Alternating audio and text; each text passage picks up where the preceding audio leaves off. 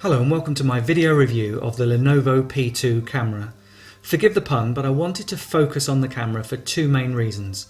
One is that it's widely thought that the P2 camera is only average at best. The other is that many of you might feel that a reliable camera is a really important factor when choosing a handset. So I thought I'd show you my findings in case you want another opinion from an everyday user like me. I've found that photos taken and viewed using the P2 stock viewer definitely do not do justice to them, but let's see what the actual quality is like. I've already discussed the P2 camera in my main review, and I've also compared it to the Honor 6X, a similarly priced handset that's pitched more at photo takers. I'd like to go into a bit more depth and give some example shots to hopefully help you decide whether the P2 is the phone for you.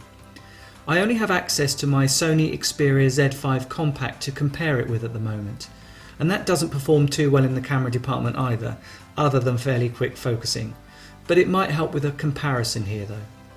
Firstly, let's look at how quick it is to take a photo. As you can see, a double tap on the volume button launches the camera very quickly and takes an instant shot. This is extremely fast, and although the focus is not 100% reliable, it's a great shortcut for when you don't want the delay of unlocking the phone and selecting the camera app. It's similar to hitting the home button twice on the Samsung Galaxy S7 range. The only difference is the P2 shortcut only works from locked status. It's still very impressive though. Next, I'd like to show you the excellent burst mode. By holding the on-screen shutter button, a super fast burst of up to 30 shots can be taken. I think that burst mode is really well implemented here. There are a selection of modes available. Pro mode allows you to manually adjust a range of settings. These include white balance,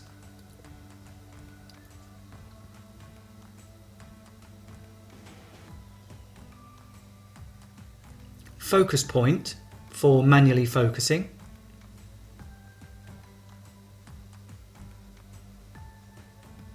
shutter speed, but annoyingly only up to a maximum of 2/3 of a second, so light trail shots or sunsets etc.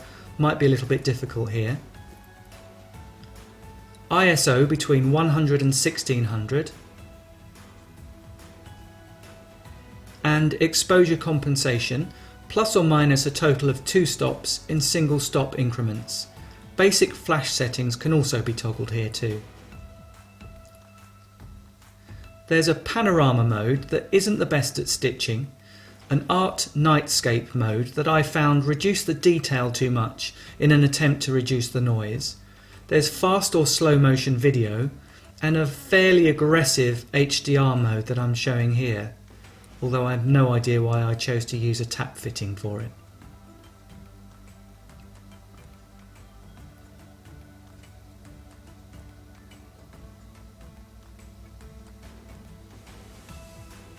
Touching the settings cog leads to a variety of options.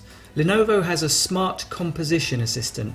In theory, it helps with photo taking by offering a live on-screen sweet spot for lining up your subject, usually by using the rule of thirds method. But it will also assist you in leveling a horizon or even suggest the best framing for a food shot. It's a bit of fun, but it is useful for a beginner. Various other basic options can be customized too, such as picture resolution, white balance and metering etc. Basic settings for video are also found here, and the quality selection is between Ultra HD, 1080p, 720p and 480p. Focal length isn't very wide, but it's acceptable. It will be harder fitting in a crowd or wide landscape than say on an S7 or especially an LG G5, but I can't really complain because those and some others offer particularly wide focal lengths and don't really represent the current norm. By comparison, here you can see the additional wide angle available on my Z5 Compact compared to the P2. Here's the P2 again, and here's the Z5. There's no optical image stabilization on either phone, but the Z5 Compact does a better job of keeping things steady, I believe. Although I think contrast is better with the P2.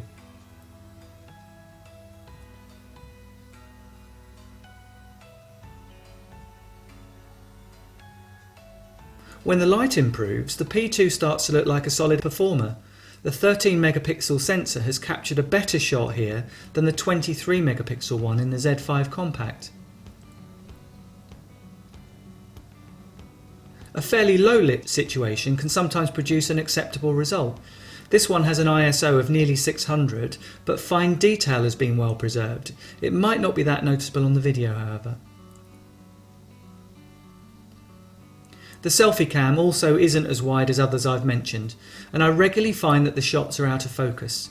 Even the photos that are in focus are fairly drab and lacking detail, and that's with the annoying beauty mode set to 0. Here's a comparison between the P2 and my Z5 Compact, both taken from the same distance. The Z5 exhibits more detail despite them both having a 5 megapixel sensor. I mentioned the issues with the stock viewer. Here I took a photo with the P2, then zoomed in using the stock viewer and took a screenshot. I then viewed the original photo in Google Photos, zoomed in again and took another screenshot. Side by side you can clearly see that the stock viewer does not render the photo as well as the third-party app. I think that's where a number of complaints have emanated. Overall, my findings are that the P2 does have a speedy camera that is capable of nice shots when the light is good, but it suffers quicker than many in poor light. This is common in budget handsets, so it's no surprise. There are some useful modes and a basic Pro mode which will help to get the best out of the camera.